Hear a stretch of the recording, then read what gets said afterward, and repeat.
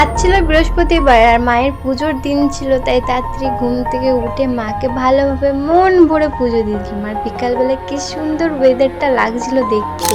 আজ তো আমি খুব সকাল সকালে উঠে পড়েছিলাম। আমি উঠেই তো খুব তাড়াহুড়ো করছিলাম, কারণ আজ ছিল বৃহস্পতিবার, আমাকে স্নান করে আগে তো মাকে পুজো দিতে হবে। তাই আমি খুব ঝটপট করে কাজগুলো বাগাচ্ছিলাম, বাট যত তাড়াহুড়ো করছিলাম ততই আমার দেরি হচ্ছিল, কেন জানি না। সেদিনকে মানে আমার যেদিনকে দরকার থাকে সেদিন তো কাজ বেরিয়ে যায়, আর যেদিনকে দরকার থাকে না সেদিনকে তো আমার একটাও কাজ থাকে না। আমি চুপচাপ বসে থাকি, আমি কত তাড়াতাড়ি স্নান হয়ে যায়। তাড়াতাড়ি করে স্নান করে এসে আগে সিংহাসনটা মুছে নিলাম, কারণ আজ হচ্ছে বৃহস্পতিবার আর সিংহাসনটা তো আমরা আজকে ভালোভাবে নিট অ্যান্ড ক্লিন ভাবে পরিষ্কার করি। মানছি অন্যদিনও পরিষ্কার করি, বাট সামনাসামনি ভিতর অব্দি ভালোভাবে ডিপ ক্লিন করতেই পারি না। আমি তো ফার্স্ট সিংহাসনটা ভালোভাবে ডিপ ক্লিন করে নিলাম, তারপর দেখছিলাম যে মা কোথায় কি রেখেছে।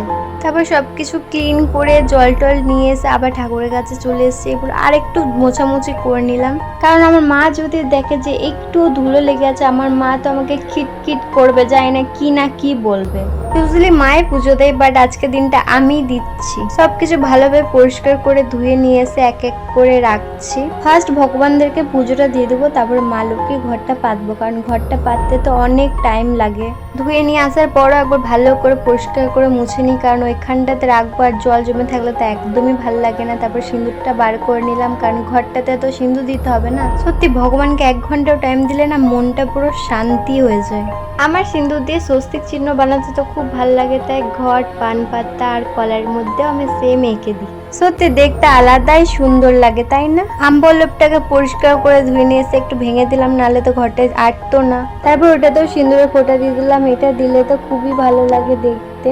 এরপর মা লক্ষ্মীর ঘরটা আমি বসিয়ে দিচ্ছি। আমবল্লভের ডান্ডিটা ভেঙে দিয়েছিলাম, তবুও বড় হচ্ছিল, তাই আর একটু কেটে ভালোভাবে বসিয়ে দিলাম। এরপর তো পুরো পারফেক্ট ছিল। তারপর পান পাতাটার মধ্যে স্বস্তিক চিহ্ন দিয়েছিলাম, আরও সুন্দর লাগছিল। তারপর মনে পড়লো তো আমি কলাটার মধ্যে সিঁদুর দিইনি, তারপর ওটাতেও স্বস্তিক চিহ্ন করে দিলাম। দিয়ে ওটাকেও মায়ের ঘটের মধ্যে আমি দিয়ে দিলাম। মায়ের ঘট সাজাতে তো আমার খুবই ভালো লাগে। তারপর মনে পড়লো যে ধানও তো দিতে হবে, তাই একটু ধান দিয়ে দিলাম। আমার মা পাশে থেকে বলছিল যে এটা কর ওটা কর, আর ধান তো আমি জানতাম না দিতে হয়, রাখা ছিল, বাট আমার মনে ছিল না। তারপর ভগবানদের একটা একটা করে প্রসাদ দিয়ে দিলাম। ভগবানদের তো আগে পুজোটা করে নিচ্ছি, কারণ ঘরটা পুজো করতে তো আমার অনেকক্ষণ টাইম লাগবে, তাই মহাদেবকেও জলটা দিয়ে দিলাম। দিয়ে সব ঠাকুরদেরকেও জল দিয়ে দিলাম। আর আমার সিঁদুর বার করার সময় তো সিংহাসনের মধ্যে লেগে গেছিলো, পুরো লাল দাগ হয়ে গেছিলো, ওটা ভালো করে মুছে নিলাম। আর মায়ের পুজো দেওয়ার সময় এই মালাটা পরলে তো মাকে আরো সুন্দর লাগে। মাকে কি মিষ্টি লাগছিল, পুরো লুকটাই তো চেঞ্জ হয়ে গেছিলো। আর আমার জানা নেই যে আইবুড়ো মেয়েদেরকে মাকে সিঁদুর পরাতে আছে কিনা, আমি জানতাম না, তাই দিয়ে দিয়েছি। তোমরা জানলে আমাকে একটা কমেন্ট করে জানিও।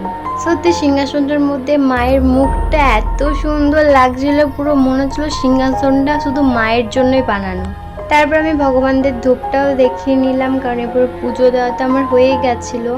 ধূপটা ওর মধ্যে রেখে দিলাম গার্ড করে, তারপর ভগবানদেরকে পুজো দিয়ে দিচ্ছিলাম। তারপর আমি তুলসী মন্দিরে এসেও মাকে পুজো দিয়ে দিলাম। তুলসী তলায় পুজো দেওয়া তো ডান। এরপর আমি বাড়িতে এসে দেখছি ধোঁয়াটা কত সুন্দরভাবে বেরোচ্ছিল। পুজো দেওয়ার পর মায়ের সিংহাসনের সামনেটা ভালো করে পরিষ্কার করে মুছে নিলাম।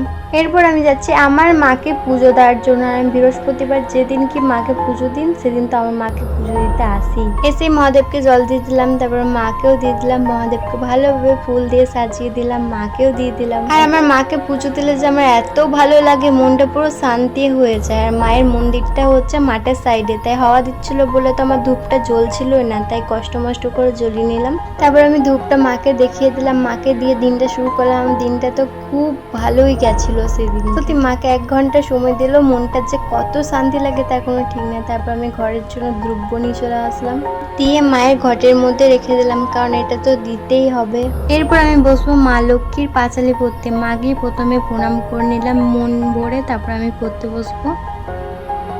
দোল পূর্ণিমা নিশি নির্মল আকাশ, মৃদু মন্দ বইতেছে মলয় বাতাস, লক্ষ্মী দেবী বামে লয়ে বসি নারায়ণ, হইতেছেন নানা কথা সুখে আলাপন, হেনকালে বিনা করে আসি মুনিবর, উপনীত হইলে আসি বৈকুণ্ঠনগর। এইভাবে মায়ের বইটা পুরো মন দিয়ে পড়ছিলাম। কেন জানি না মনের ভিতরটা একটু শান্তি শান্তি লাগছিল, সেটা কেমন সেটা বলে বোঝানোর মতো না। তারপর আমার পুজো করা কমপ্লিট। এবার মাকে আমি মন ভরে পুজো করে নিলাম। তারপর মায়ের বইটা মায়ের পাশে সুন্দরভাবে রেখে দিলাম। That's all for today. Thanks for watching. By.